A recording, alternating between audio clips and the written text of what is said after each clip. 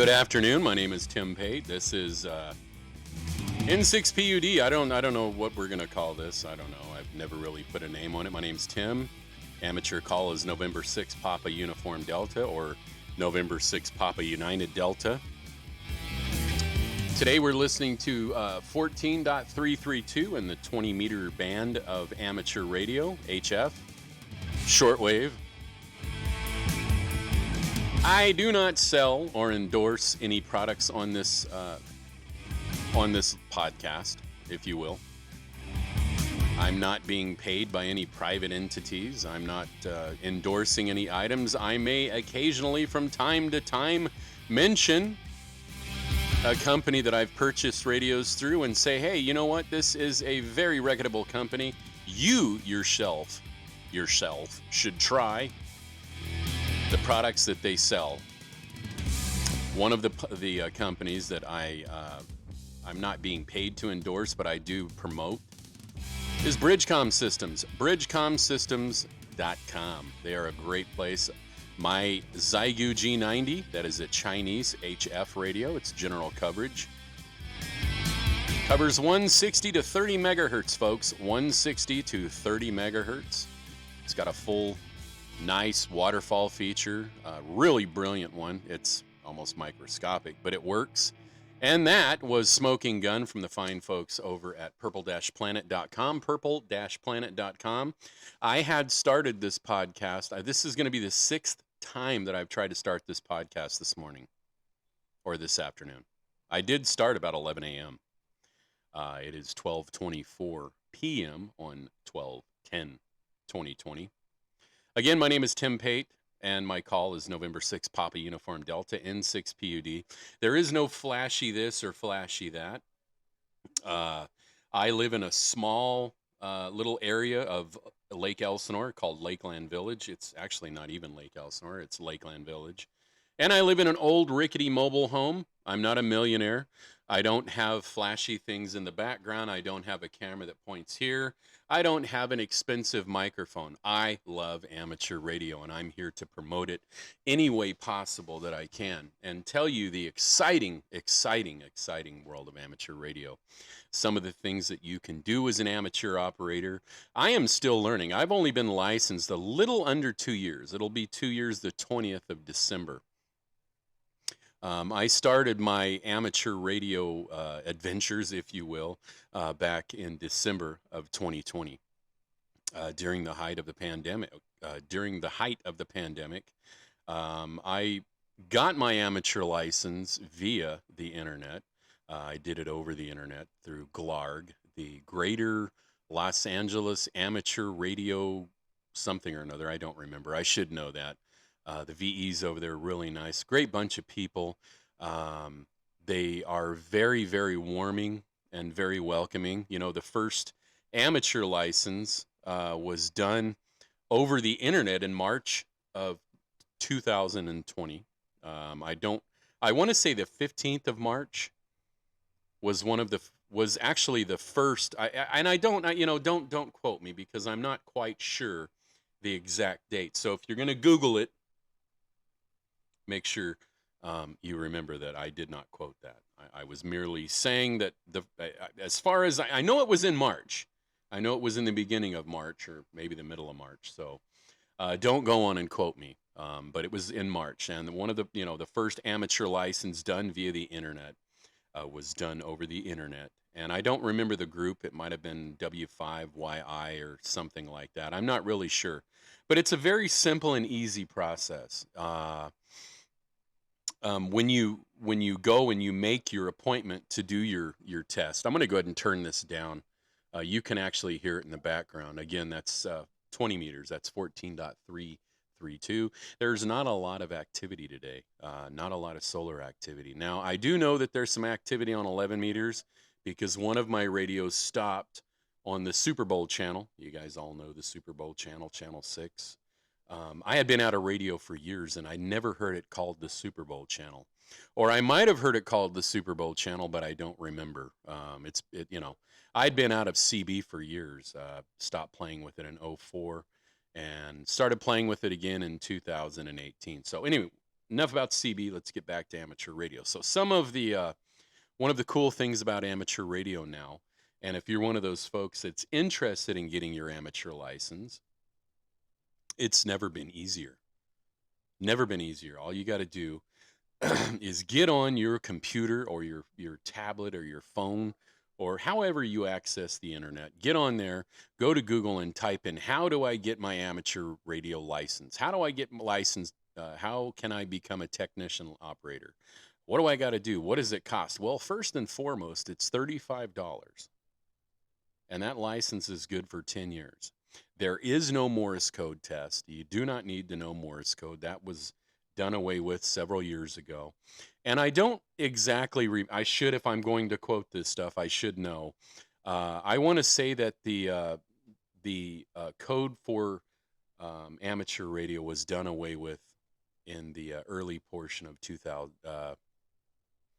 I want to say somewhere in the 2000 area, maybe 2005, 2006. I don't remember, and I don't want to get on here and let my fingers do the walking, so to speak, on Google. So you guys can correct me in the comment section below, because I know that everybody will probably do that, and that's fine, because I'm not a sad ham, as my good friend Randy over at Not a Rubicon says. I started playing with repeaters and things like that. In 2018, I got my GMRS license. My GMRS call sign is WRAV227. And I kind of fell in love with the repeater stuff. I had been listening to repeaters for many, many, many years, and via scanners and stuff like that. But anyway, enough about that. Let's get back into what I was talking about. Within the amateur radio realm, if you will. So it's $35 for 10 years. Now, it used to only cost you about $15. And a lot of people will complain, but if you look at the way things are here in the United States and some of the other countries, it's a lot more expensive. Some countries, you have to pay for repeater use every month. We don't do that here in the United States. Now, there are some systems out there that have users, and they will allow you to use their machines, but they do limit it, and that's not saying that all the repeaters are like that. But I do know one of the systems here is the Papa system, and that's one that I use to get onto D-Star. And if you use their system, they'll let you go on and use it for a while. But some of these systems will ask you to become a member and pay a monthly fee or a yearly fee to use their system, because it's not cheap to do, to maintain a repeater system. It's a very expensive endeavor, if you will. The first thing that you would do to get your amateur license is you're going to need to study. Now, there are plenty of places out there. I am not endorsing any single entity, so please don't think that someone's paying me cha-ching, cha-ching, to promote them. I'm not. I used hamstudy.org. And I downloaded the app. I have it on my iPhone. I have it on my tablet. I've actually paid for it. I've got like a year subscription to it, and I have not passed my extra. I haven't passed my extra yet. I will at some time pass my extra, but not at the moment. That's a pretty hard test. I have a couple of friends who are extras. And then the next thing you need to do while studying at some point, you are going to want to go to the FCC website, and you are going to look for the term FRN. That is a federal registration number. Anybody that has a radio station, any type of license, GMRS, amateur, radio stations, they all have to have an FRN. It's a federal registration number. That number is your identity. You'll want to make a username and password. You're going to get a number, and you're going to want to write that number down somewhere and remember it, and remember your password. If you don't, you can obviously send I forgot my password. It's very simple to do. It's free. There's no charge to get an FRN. Hundreds of thousands of people in the United States have FRNs. So even if you are just a GMRS guy, you're looking to get your GMRS license, I could tell you this much. The FCC website is a big nightmare of a website. It is a nightmare. So you're going to want to do your studying before you go there. So it's real simple. I just contradicted myself. Go on Google and type in, FCC FRN, and it'll take you to the website.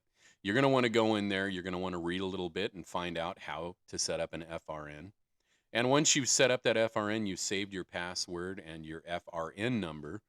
You want to write it down somewhere. Maybe make a screenshot of it and save it somewhere private so that if someone hacks your PC, they can't get access to your FRN and change all that information. It's very simple to do. So you'll need to get an FRN number and register that, put all that information down somewhere, and then start studying. Hamstudy.org, hamexam.org, fast track to your amateur license, ham radio prep. The technician course, there are a lot of videos on YouTube. Some of them, I want to say one of the groups, if you go to Ham Radio not Ham Radio Concepts, Ham Radio 2.0 has a series of videos, but it is the past 4 years of the technician area. So it's a little outdated. Some of the questions are the same, and they've added some new ones. So, just find yourself a place to study. It's very simple.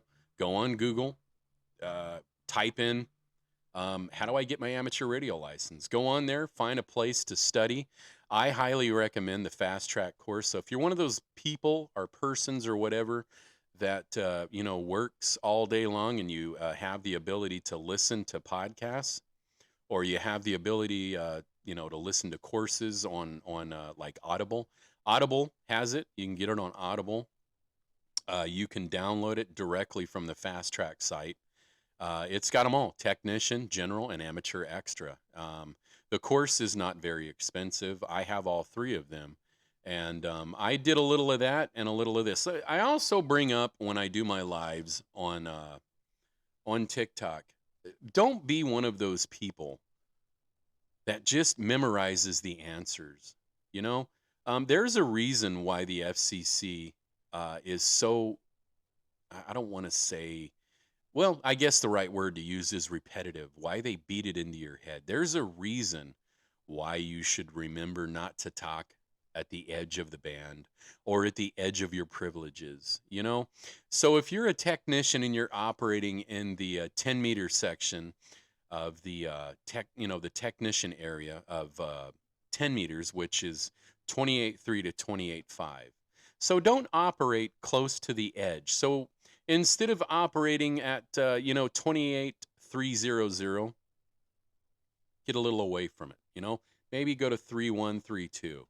And if you're at the edge of at the end of your privileges as a technician, 28.5, maybe operate at 28.998 or 995 or 996. So you're not close and you don't bleed over, because believe it or not, your max amount of watts as a technician in the technician area is 200 watts PEP. That's peak envelope power. You may bleed over a little bit, and people tend to get a little angry if they're having a conversation or someone's contesting, and you're bleeding over and you're a it doesn't really matter. Even if you're a general and you're bleeding over and you're interrupting their contest, they're a contesting station, calling CQ and QRZ. You don't want to make anybody mad, and it's also good amateur practice. It's called being courteous. So at any rate, it's very simple. I mean, the technician, I'm kind of a ding dong, so I'm not, I don't take things in very well. So I need to have it beat in my head. And again, there's a reason why the FCC beats these things into your head. Proper operating procedures. Before you grab the microphone and, just throw your call sign out because you just got your call sign in the database, and your Elmer programmed your HT or your radio or your mobile radio and said, "Hey, you're ready to rock and roll. Let's meet on such and such repeater at such and such time."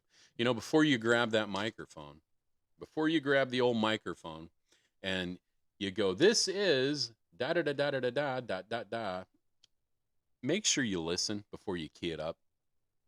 Remember that. You're going to listen and you're going to listen more and you're going to listen more. You grab the mic. Is the repeater in use? This is November 6th, Papa Uniform Delta. Beep boop.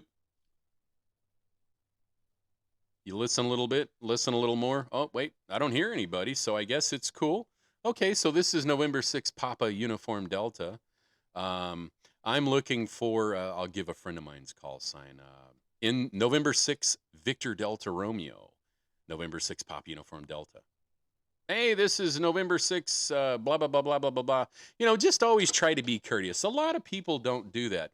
And I also want to remind you another important thing before you get out there and you start operating on repeaters because you're a newly licensed technician. Don't be afraid to key that microphone. I don't think anybody's going to bite you. It's a little hard through a microphone and through a radio, but they can make you feel like a dipstick. It happened to me a lot.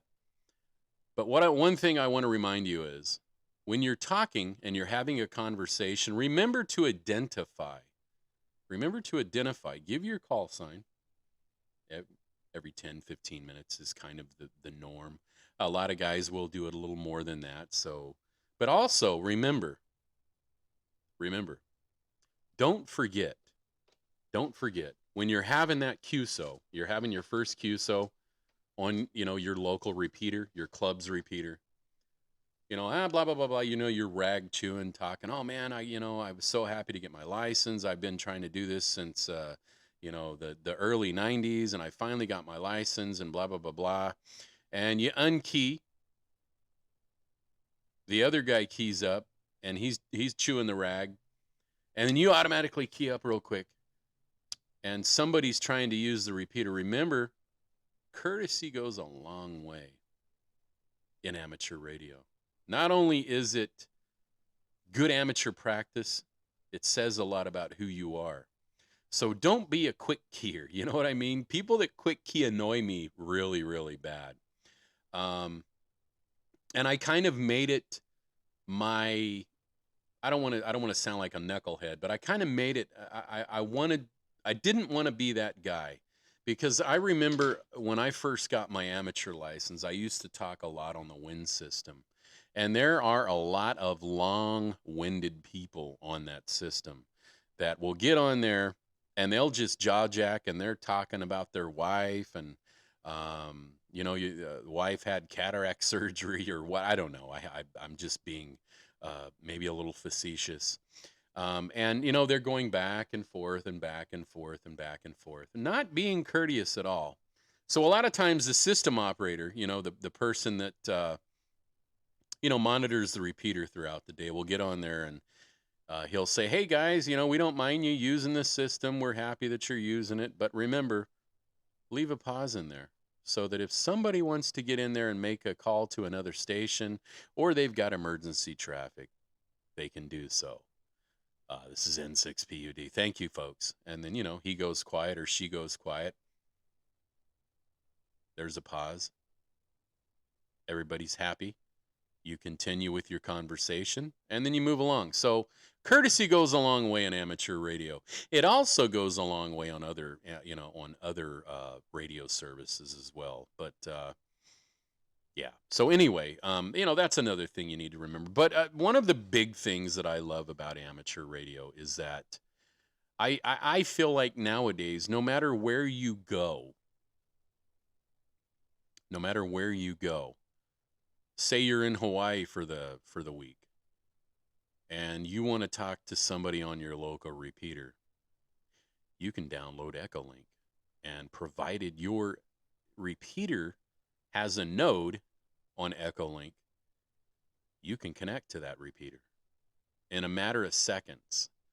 And, so you're never too far away from your repeaters, provided that your repeater system has an Echolink node. So Echolink is a internet connected radio service. Basically it's an app that you download, and it's a gateway. that connects via the internet and will connect your repeater system. Your repeater system owner will connect a node to Echolink, and it's connected through their repeater through an internet connection. And you are always connected. There's also apps that you can download to talk on DMR. So if you just got an analog radio and you can't immediately afford a digital radio, you can always download several different apps for your tablet or your phone that will connect you to via the internet to like a DMR system. Bridgecom is one of the biggest connections to the DMR networks. That is one of the connections. It's probably the biggest out there. There's TGIF. There's a few other ones that have systems set up, but that's also a lot of fun. There's D-Star, there's P25, there's Yaesu System Fusion, NXDN through Kenwood. Anyway, there's several of them out there. So, I mean, you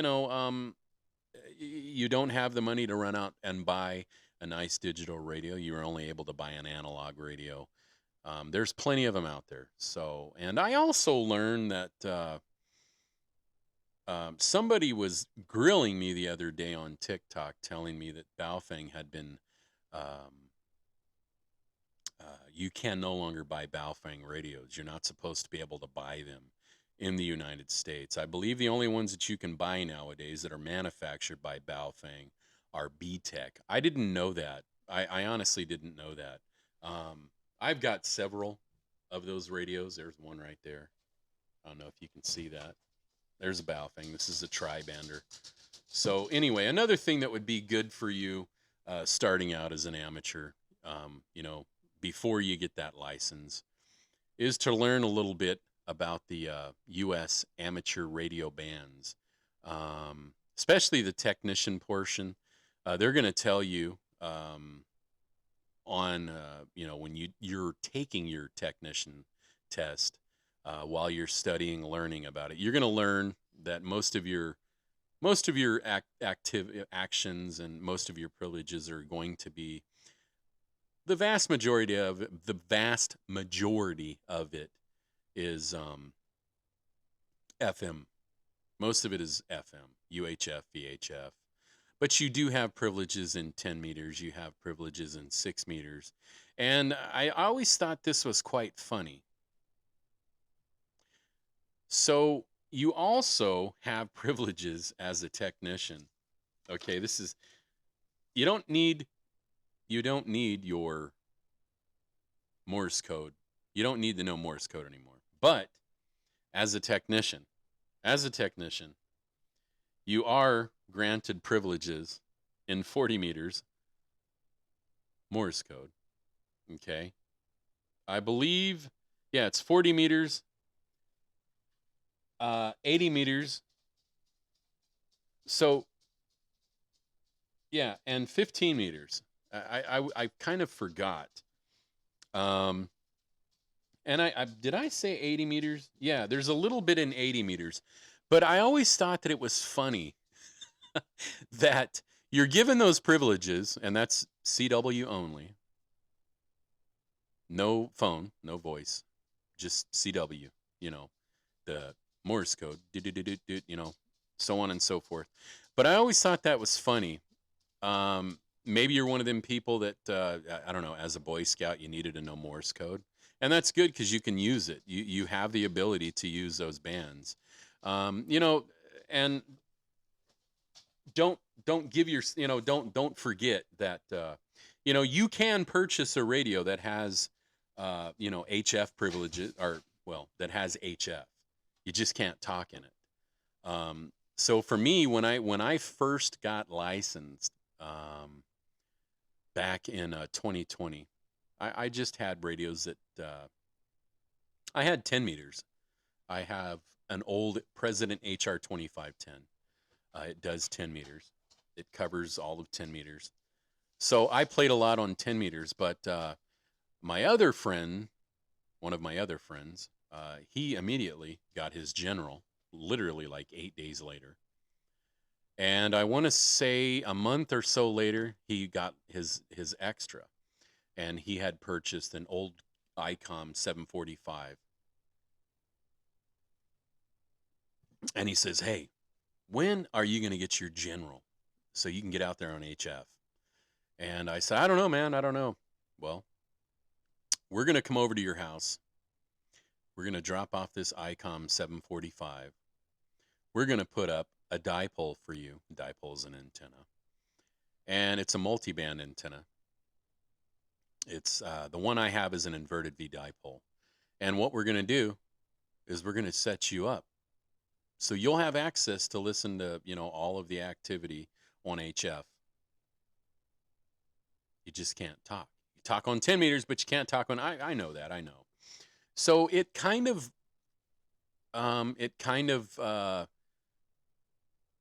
encouraged me when I love 75 meters. And I love 20 meters. I love 12 meters. I love 17. A big fan of the work bands. But at night, 75 meters is so awesome because depending on where you're at, like, it's a nighttime band, and all the activity when 40 goes down, a lot of people switch over to 75 and 80 meters, and I love to listen to 75 and 80 meters. Usually at nighttime, if I'm awake. On the weekend, I am hanging out on 3.900. It's a lot of fun.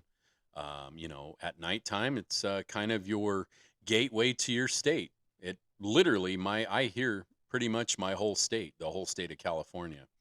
And if you've never listened, and this is what really, really, really encouraged me to get my amateur license the most, was the clarity of that band at nighttime and how awesome it is to just kind of hang out and listen to a couple of guys in Redding, California, Sonoma County.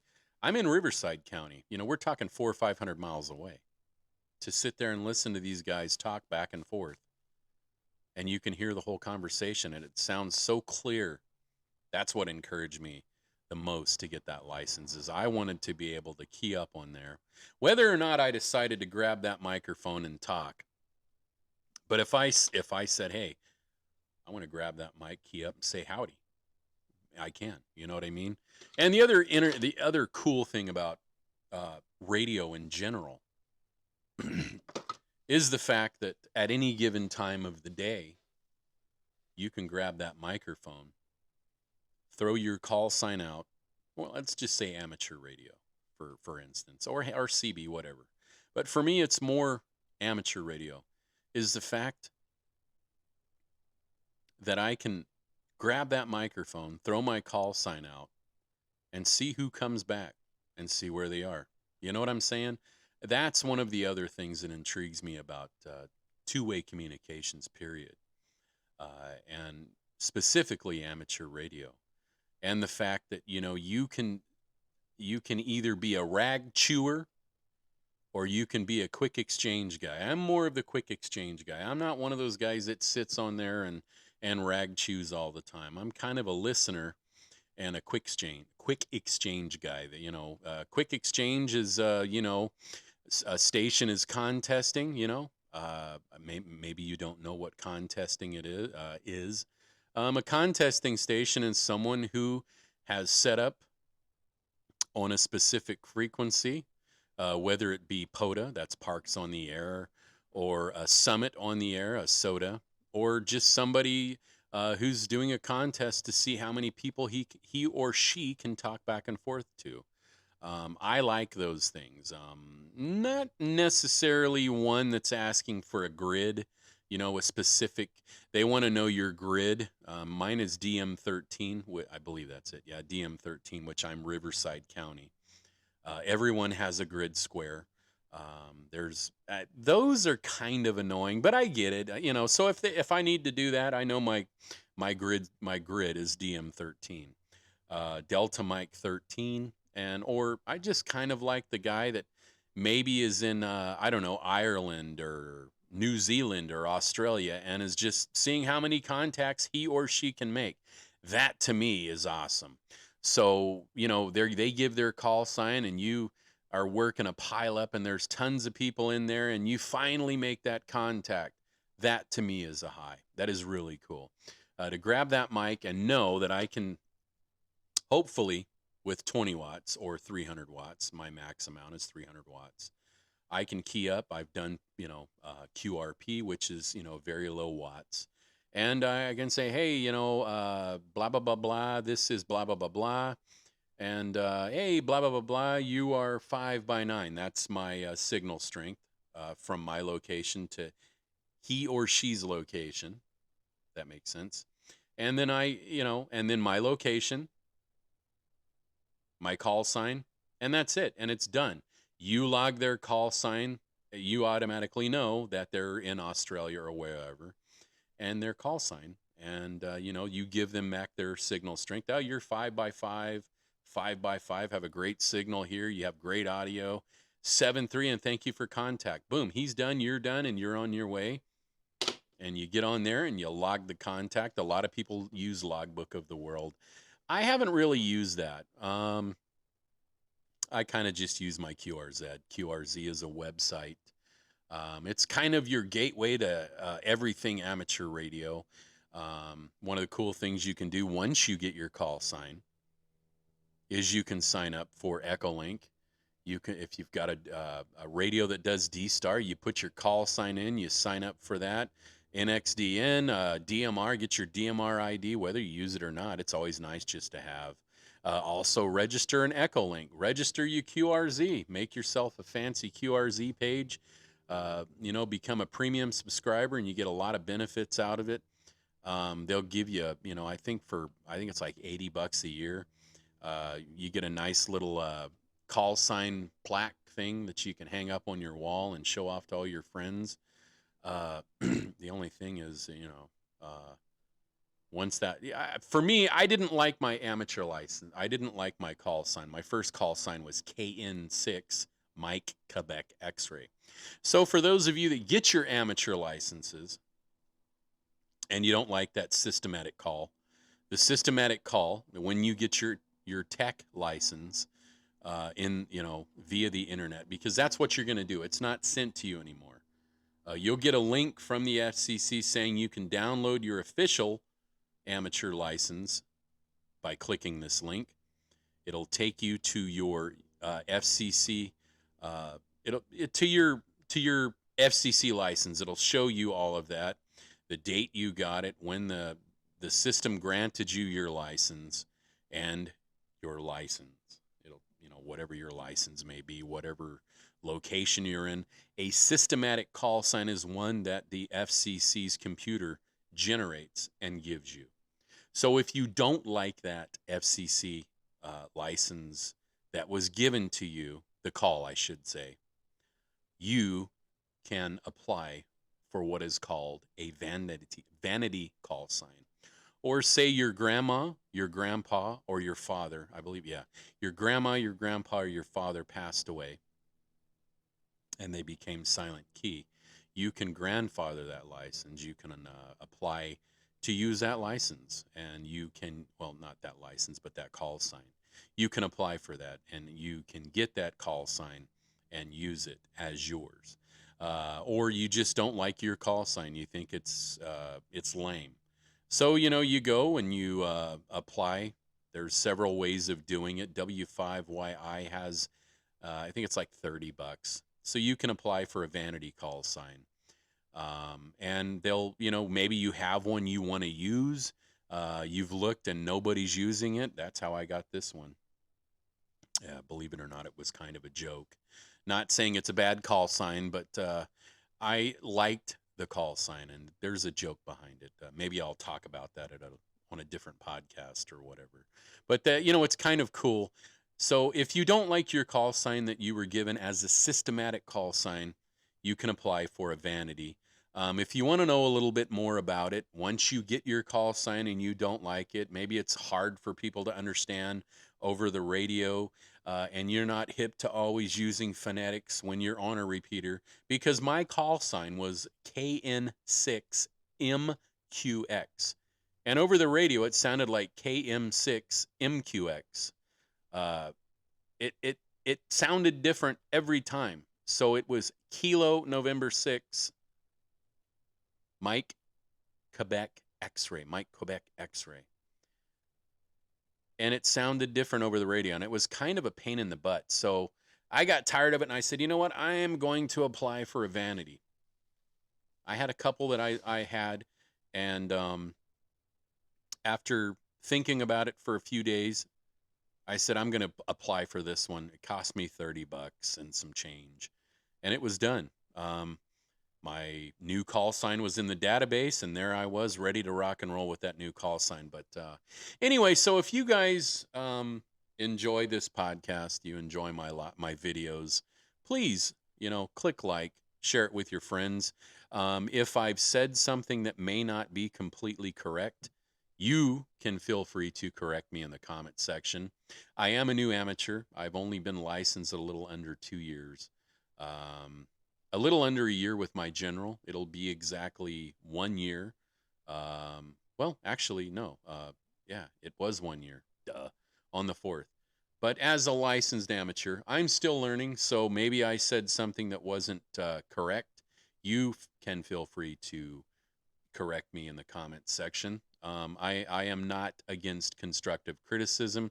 I do know that my microphone shield is in my face, and that's okay. I don't have a beautiful face anyways. I'm not ashamed of that. I'm not afraid to say my face is not beautiful. But again, I don't have any flashy video stuff here. Nothing sexy or beautiful about my house. I am an amateur radio enthusiast. I enjoy it. I don't go out and do parks on the air. I don't go do summits. I may, participate in some contests.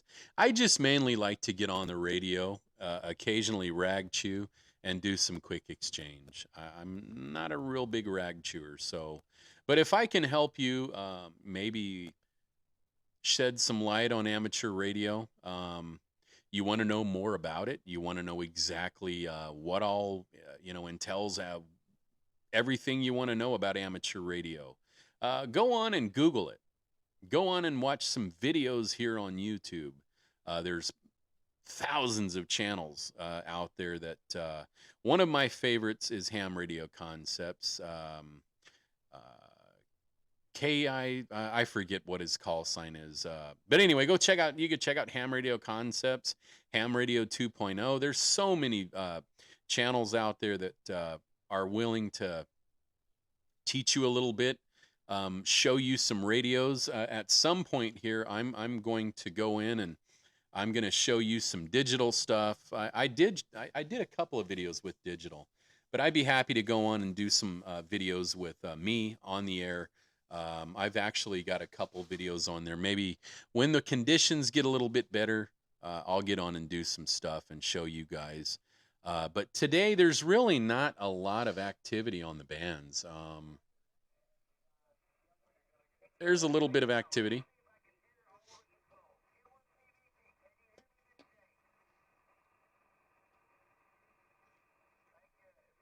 See, there's some conversation on 20 meters. Oh, I'm on the wrong microphone. Let's see. Hold on a sec before I end this thing.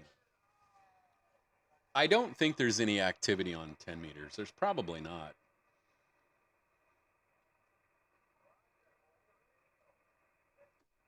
Is there any activity on 10 meters? Oh, yep. There's some activity. Yay! So that's what I'm going to do. I'm going to go do some, and that's on my wire.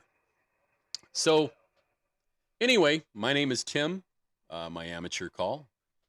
There it is right there. Boom, boom, boom. Right there. N6PUD, November 6 Papa Uniform Delta. Hopefully, I can help you. There are plenty of other YouTubers out there that they do this stuff for a living. I do it as a hobby. It's not a living for me. It's a hobby. and I enjoy amateur radio, and I think you will too. So for anything that you want to know about amateur radio, and I can help you along, maybe I can suggest something, help you out along the way. Other than that, I just do this because I love talking about amateur radio. I love talking about communications. I enjoy it. I enjoy the hell out of it, and I think you will too. And if anything else you maybe have some suggestions, maybe you have some arguments with me, some constructive criticism, please feel free to leave a comment down below. My name is Tim, N6PUD, and I'm going to go ahead and get out of here and upload this video. I hope if I don't get back on and do a video, I don't celebrate Christmas, but if I don't do another video before Christmas, I hope you guys have and you celebrate Christmas. I hope you guys have a happy Christmas. And at some point I'll get on here before New Year's and do another video. I don't know. I do know that I have another podcast that I'm doing today before the end of the day. So everybody have a wonderful holiday season, and good luck. And if you're in the process of studying for your amateur license, good luck. If you just received your amateur license, good luck, or congrats, I should say. I hope that you have a wonderful day and a wonderful new year. So 7-3 to everybody. Tim Pate, N6PUD. I'll be clear. Have a wonderful season, and thank you so much for watching, and have a good one. 7-3 everybody. And thank you for watching. Don't forget to check out Bridgecom Systems. I'm not paid to promote these people, but if you're just getting licensed or you're in the process of getting licensed, and I'm not being paid by these people, I'm not being paid to endorse their products. That's where I got my Xiegu G90.